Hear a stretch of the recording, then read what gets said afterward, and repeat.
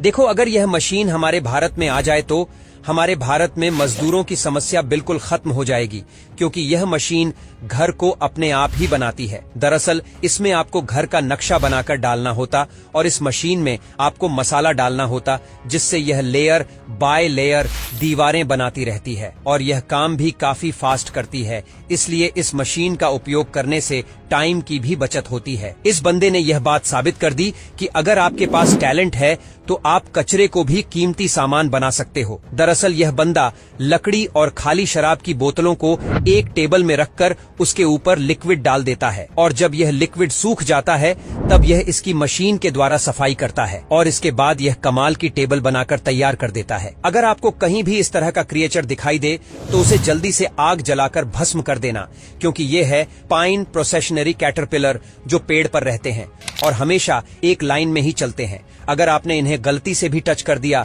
तो ये आपकी त्वचा में अपने बाल घुसा देंगे, जिनमें बहुत ही खतरनाक जहर होता है और ये बाल काफी ज्यादा महीन होते हैं, जिससे आप इन्हें निकल भी नहीं सकते हैं और इनका जहर लगभग 50 साल तक एक्टिव रहता है। इसीलिए अगर आपको इस तरह का क्रिएचर दिखे तो उसे तुरंत जलाकर भस्म कर देना। देखो, ये है चीन का ग्लास ब्रिज, जिस पर चलने से अच्छों की पेंट गिली हो जाती है, क्योंकि अगर आप इस पर चलेंगे तब यह ग्लास ब्रिज क्रैक होने लगेगा, जिससे लोगों को लगता है कि यह गिलास ब्रिज अब टूटने वाला है। लेकिन आपको बता दें, इस ब्रिज में एक मैकेनिज्म लगा होता है, जिसकी वजह से कोई भी इंसान जब इस पर चलता है तब यह इस तरीके से क्रैक होने लगता है, जिस पर चलने से लोग डरते हैं। यह काफी ज्यादा मुश्किल काम है। इस काम में आपको कमल की ककड़ी को निकालना होता है, जो कि पानी की गहराई में होती है, और कमल ककड़ी को डुबकी मारकर निकाला जाता है।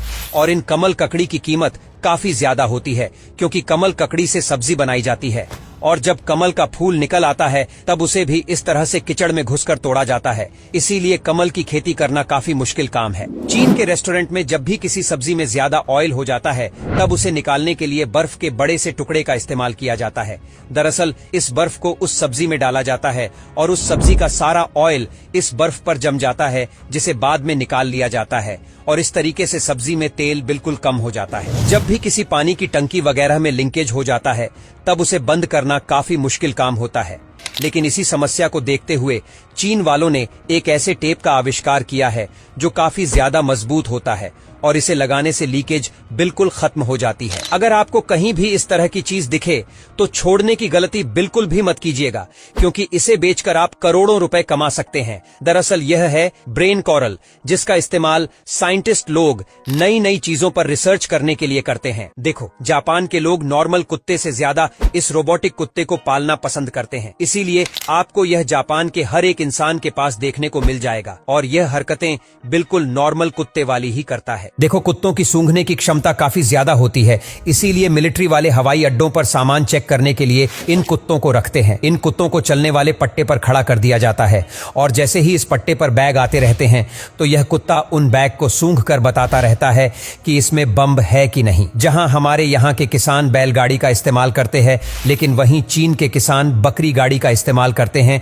इसमें यह लोग छोटी सी लकड़ी की गाड़ी बनाकर उसमें बकरियों को जोड़कर अपना सामान आदान प्रदान करते हैं और कुछ दिन यह लोग बकरियों को ट्रेंड करते हैं और जब बकरी ट्रेन हो जाती है तो उसके बाद इन बकरी गाड़ी को छोटे बच्चे भी बड़ी आसानी से चला लेते हैं। देखो, जब चीन में बाढ़ आती है तो चीन की नदियों में इस तरह से तरबूज वगैरह बहने लगते हैं, जिसे यह नदी के पास रहने वाले लोग निकाल लेते हैं और बाढ़ आने के कारण यहाँ पर काफी ज्यादा महंगाई हो जाती है, जिस वजह से यह लोग इन तरबूजों को महंगे दामों में बेच देते हैं। चीन टेक्नोलॉजी के मामले में इतना आगे पहुंच जाएगा ये मैंने कभी भी नहीं सोचा था, क्योंकि जहां हमारे भारत के गाय फॉर्म में लोग काम करते हैं, लेकिन वहीं चीन के गाय फॉर्म में रोबोटों का इस्तेमाल किया जाता है जो वहां पर पशुपालन का काम करते हैं। मतलब गजब यार, इस बंदे में टैलेंट कूट कूट कर भरा है।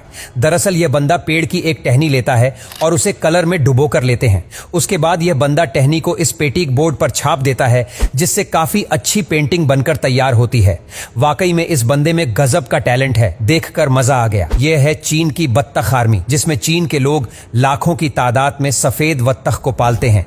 जब यह बत्तख छोटे होते हैं तब इन बत्तख को फसलों में छोड़ दिया जाता है, जिससे यह कीड़े मकोड़े खाकर काफी जल्दी बड़े हो जाते हैं।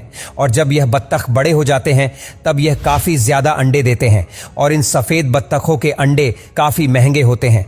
इसलिए चीन के किसान इनके अंडे बेचकर लाखों रुपए कमाते हैं। देखो, जब हमारे घरों में लगे सोलर पैनल पर इस तरह से धूल मिट्टी जम जाती है तब सोलर पैनल बहुत ही कम बिजली प्रदान करता है, जिसे हम काफी मेहनत से साफ करते हैं। लेकिन अमेरिका में सोलर पैनल पर ऐसी मशीन लगाई जाती है जो ऑटोमेटिक तरीके से पैनल को पूरी तरह से साफ करती रहती है, जिससे लोगों को मेहनत नहीं करनी होती है। चीन में जो किसान घुटनों के बल बैठकर काम करते हैं उनके लिए इस टूल को बनाया गया है। यह लोग इस टूल को पहन लेते हैं, उसके बाद घुटनों के बल बैठकर काम करते हैं। और आपको बता दें, इस टूल